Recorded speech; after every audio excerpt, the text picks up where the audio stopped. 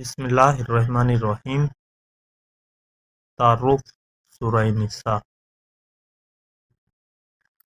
یہ سورت حضرت صلی اللہ علیہ وآلہ وسلم کے مدینہ منورہ ہجرت فرمانے کے بعد ابتدائی سالوں میں نازل ہوئی اور اس کا اکثر حصہ جنگ بدر کے بعد نازل ہوا تھا۔ یہ وہ وقت تھا جب مدینہ منورہ کی نوزائیدہ مسلمان ریاست مختلف مسائل سے دوچار تھی۔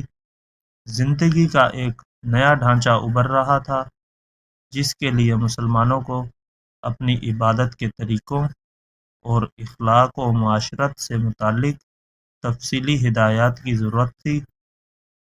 دشمن طاقتیں اسلام کی پیش قدمی کا راستہ روکنے کے لیے سر توڑ کوششیں کر رہی تھی اور مسلمانوں کو اپنی جغرافیائی اور نظریاتی سرحدوں کی حفاظت کے لیے نت نئے مسائل کا سامنا تھا۔ سورہ نساء نے ان تمام معاملات میں تفصیلی ہدایات فراہم کی ہیں۔ چونکہ ایک مستحکم خاندانی ڈھانچہ کسی بھی معاشرے کی بنیاد ہوتا ہے، اس لیے یہ سورت خاندانی معاملات کے بارے میں مفصل احکام سے شروع ہوئی ہے۔ چونکہ خاندانی نظام میں عورتوں کا بڑا اہم کردار ہوتا ہے، اس لیے عورتوں کے بارے میں اس سورت نے تفصیلی احکام عطا فرمائے ہیں، اور اسی لیے اس سورت کا نام سورہ نساء ہے۔ جنگ احد کے بعد بہت سی خواتین بیوہ اور بہت سے بچے یتیم ہو گئے تھے، اس لیے سورت نے شروع ہی میں یتیموں کے حقوق کے تحفظ کا انتظام فرمایا ہے، اور آیت نمبر 14 تک میراث کے احکام تفصیل سے بیان فرمائے ہیں۔ زمانہ جاہلیت میں عورتوں کے ساتھ طرح طرح کے ظلم ہوتے تھے۔ ان مظالم کی ایک ایک کر کے نشاندہی کی گئی ہے اور معاشرے سے ان کا خاتمہ کرنے کی ہدایات دی گئی ہیں۔ نکاح و طلاق کے مفصل احکام بیان کیے گئے ہیں اور میاں بیوی کے حقوق متعین فرمائے گئے ہیں۔ یہ مضمون آیت نمبر 35 تک چلا ہے، جس کے بعد انسان کی باطنی اور معاشرتی اصلاح کی طرف توجہ دلائی گئی ہے۔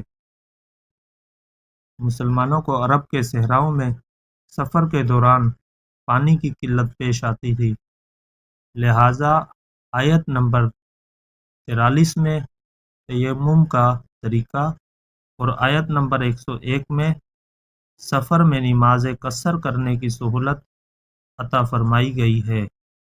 نیز جہاد کے دوران نماز خوف کا طریقہ آیت نمبر 102 اور 103 میں بتایا گیا ہے۔ مدینہ منورہ میں بسنے والے یہودیوں نے حضرت صلی اللہ علیہ وآلہ وسلم سے معاہدہ کرنے کے باوجود مسلمانوں کے خلاف سازشوں کا ایک لامتناہی سلسلہ شروع کر رکھا تھا۔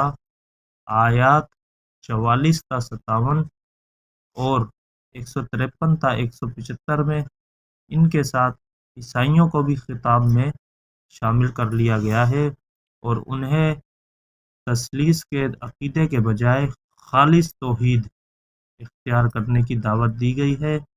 اس کے علاوہ آیت نمبر 58 تا 59 میں سیاست اور حکمرانی سے متعلق ہدایات آئی ہیں۔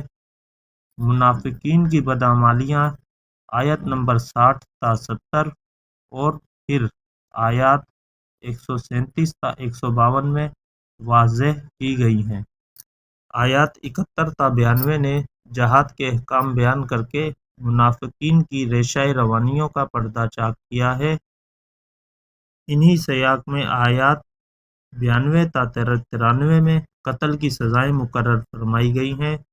جو مسلمان مکہ مکرمہ میں رہ گئے تھے اور کفار کے ہاتھوں مظالم جھیل رہے تھے، ان کی ہجرت کے مسائل آیت نمبر 97 تا 100 میں زیر بحث آئے ہیں۔ اسی دوران بہت سے تنازعات حضرت صلی اللہ علیہ وآلہ وسلم کے سامنے فیصلے کے لیے لائے گئے۔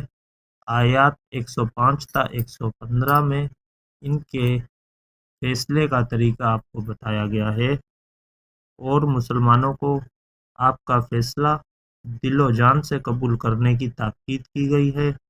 آیات 116 تا 126 میں توحید کی اہمیت کی گئی ہے۔ خاندانی نظام اور میراث کے بارے میں صحابہ کرام نے حضرت صلی اللہ علیہ وآلہ وسلم سے متعدد سوالات پوچھے تھے۔ آیات 127 تا 129 اور پھر 176 میں ان سوالات کا جواب دیا گیا ہے۔ خلاصہ یہ کہ پوری صورت احکام اور تعلیمات سے بھری ہوئی ہے اور شروع میں تقوی کا جو حکم دیا گیا تھا Subscribe for کہا more جا سکتا content. ہے کہ پوری صورت